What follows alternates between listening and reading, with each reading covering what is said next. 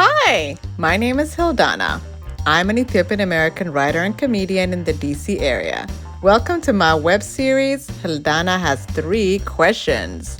My excuse to have a monthly catch up with some of my favorite people to spread laughter and love by sharing them with the world. Today, I'm meeting the lovely and hilarious Hillina Jarso, an established Ethiopian American comedian and quite possibly my long lost sister. We just have so much in common. She shares the incredible story of her immigrant parents and her journey into comedy while juggling a full time job and a family. Check her out and connect with her on Instagram.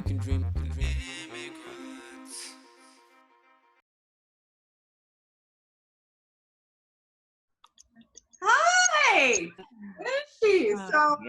Nice meeting you. So how did we meet? Right. So you saw something on the Instagram and then said, "What is going on and who is she?" And then I saw you add me and I said, "Oh my God, who is she?"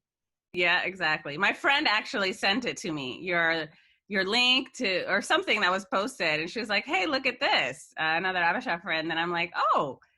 And then I just looked at your page. And I was like, "Cool, follow." Right, exactly. And I was like, I can't. I was so excited when I saw it because and then of course started talking on the DMs and it's like we have so much in common now. Yeah. Because okay, there's the whole Abasha connection, great, but then you're also a mom, Yep. right? And you have three boys. Yes. Three boys. You Three look boys. amazing, by the way. You don't. You're like a teenager right now. Oh my gosh. Well, thank you. I'm trying. No. Unbelievable, because I'm sure those three boys like do a runner on you. Oh my gosh. Do a It's number. hard. Yeah. It's hard. And I only have brothers too, so like I wanted a girl and then I ended up with three boys and I'm like, The genetics. It's your fault. yeah, although it's determined by the man. Is it? It is. Okay, okay. You're safe then. That's the point. Yeah, so it's not my fault. It's his fault. He didn't It's give his me a, fault. It's his fault. like a So little you're not friend. gonna try again? No, I think three is good. I think three is good. Like, there's no way I could survive that. I know, girls. I know. Tell me about it. That's awesome. So you're a Yeah. mom, you're out, and then there's the whole comedy thing. So your page had some of your stand up, which I really, really enjoyed. Yeah, And thank you. so I'm really curious to find out like your story. So were you born here? Were you born in Ethiopia and you emigrated here, or what's your story? I was born here. Yeah, and it's funny because there are so few people my age that are born here. My parents are like some of the original immigrants from Ethiopia, I swear. They are the originals. I mean, not really, but close. They had like very little injera options. They had to probably make their own. Oh, yeah, I don't know. I mean, they had a small community. They came here in 71. Um, yeah, they came as international students. They were just coming here to go to college. That was it. And Together, or did they meet here? no, they met in Ethiopia. They weren't married yet, but my dad used to work for the YMCA in Ethiopia, and he opened YMCA's like he started as a kid at the YMCA in Addis, and then he ended up becoming like a director, and then he opened the YMCA in Deredawa and Bahardar, and his connections through the YMCA led him to meet some people that encouraged them to come here for college. So him and my mom were dating at the time. They were together and they were planning to get married, but they decided to come here to go to school. So they came to the Midwest.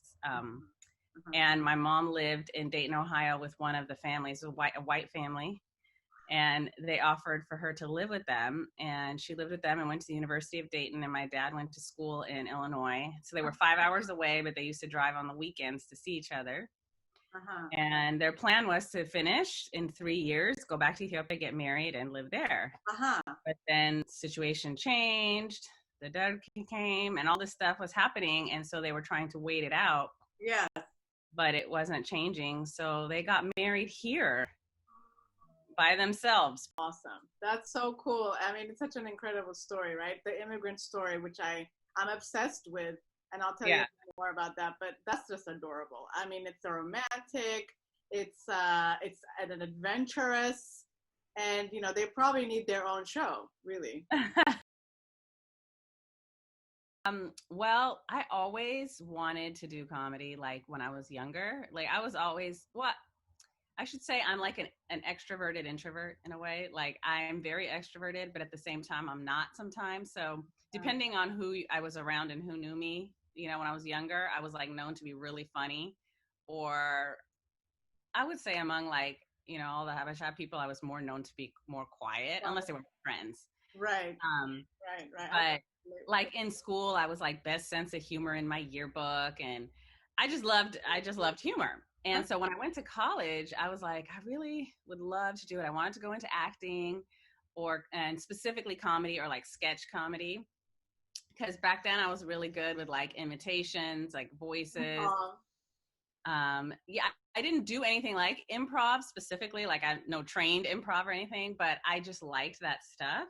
Yes. And it was funny because I was in school and, I had changed majors a few times, but I was really trying to figure out what I could do, what I wanted to do. And I'm fortunate that my parents are very like progressive, I guess you would say. It's like, do what makes you happy, It helped. That's awesome. Yeah, I know. That is very nice. They're very traditional in a lot of ways. Like, and I'm here right now, and there's never American TV on. It's only Ethiopian TV, satellite, EBS, ETV, whatever. Like, that's what they watch all day long. Right. So they're still very traditional. Yes. But at the same time, they're not like, you have to be an engineer, a doctor, a lawyer, in business, whatever, right? Awesome.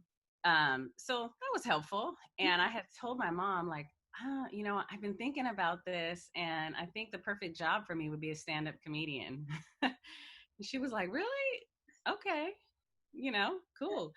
And I wasn't serious. I really kind of thought about it as like, I'm a very observant person, and I felt like I could regurgitate regular situations into humorous jokes.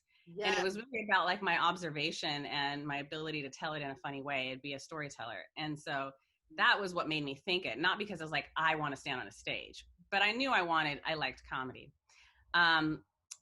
But the practical side of me, was like, this is not realistic. Mm-hmm. When I was in school, I majored in communication studies, and I had gotten an agent and started doing like some auditioning for commercials and doing a little bit of like modeling stuff or whatever. But it became so hard that I couldn't keep up with school and that. Oh. And so I just kind of said, you know what, forget it. I don't want to have to reinvent myself in 10 years if this doesn't work out. Mm-hmm. So I just let it go. Mm-hmm. So fast forward to lots and lots of years later, married, 3 kids, me always thinking, man, I think I could have done that. I wish I would have tried. Mm-hmm. I wish I wouldn't have been so scared, because like that's the time to take chances, and things had gotten just really stressful in life.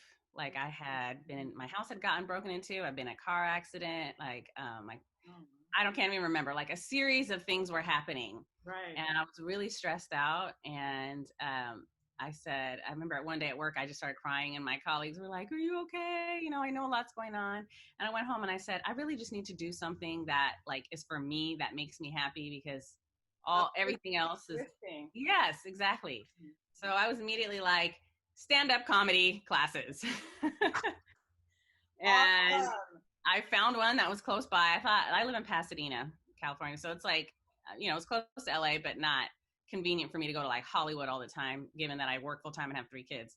Mm-hmm. And there was one in my city that I couldn't believe at the comedy club that was local. And so I started that, and I was like, oh my God, that was a little less than 2 years ago. And I was like, I love this, and just kept doing it. And then people started asking me to be in their shows, producers that I would meet, and I would go out to like watch shows and then meet people. And then I did a comedy festival, and then it just kind of started spiraling.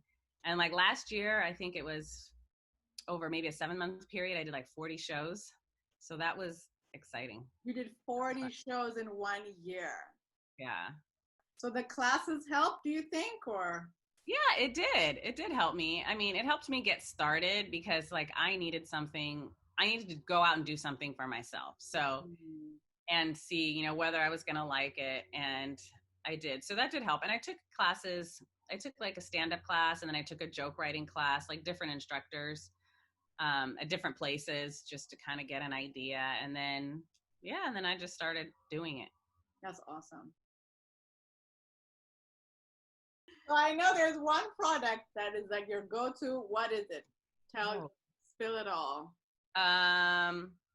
You know what? I go through so many different things. I think right now it's Weedod. Oh gosh, what is it? Weedod. Mm-hmm. It's a Weedod Feather Light styling cream, something like that.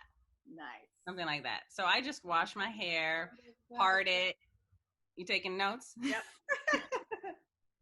Wash my hair. We need to try different things. Yeah, I know. I've tried so many. My favorite food is probably between spaghetti and tips. That's perfect. Isn't that perfect? I mean, it's like that's not right. It's like you're my sister from another mother, and make sure you tell your mother that, because isn't that great? And sometimes if there's nobody watching, you can combine the two, and it's like the perfect meal. Exactly.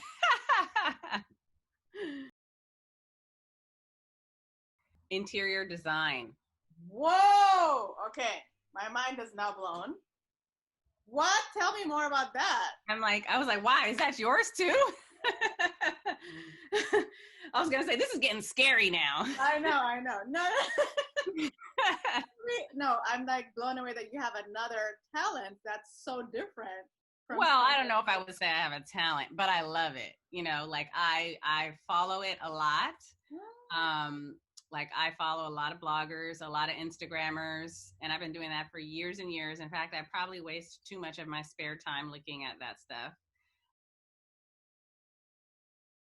Take a class, and there's a lot of comedians that started out that way. One, you get to learn really about how to write, practice in front of people, and get feedback that's constructive, as opposed to going to an open mic and standing on a stage and then people just don't laugh.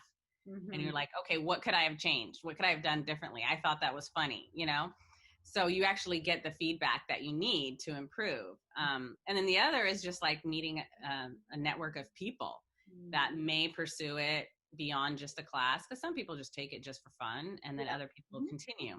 So like I have people that I talk to regularly that have put me in shows from people they've met because we met through a class, you know? Right. And so I would say a class is really good. And then after that, it's just like writing and trying to get on stages in front of people. If it's at a bar, if it's at a restaurant, if it's in a comedy club, I mean, you know, wherever, just to try to practice. Hustle, be your authentic self and write, and just keep doing it, even though, you know, it's you might get rejected, it might be hard or whatever. If it's your Exactly. Nobody, even if you have a similar experience, nobody can tell it through your lens, you know, through your actual experience. So we can all be talking about the immigrant experience, right? Or we can all be talking about Bangladesh or whatever, but nobody has your exact specific stories, you know? So that's like really is just really thinking about your stories and how to deliver that. Yes. Wonderful. Yeah. Thank you so much for doing this with me. I really appreciate you. You're welcome. Thank you for having me.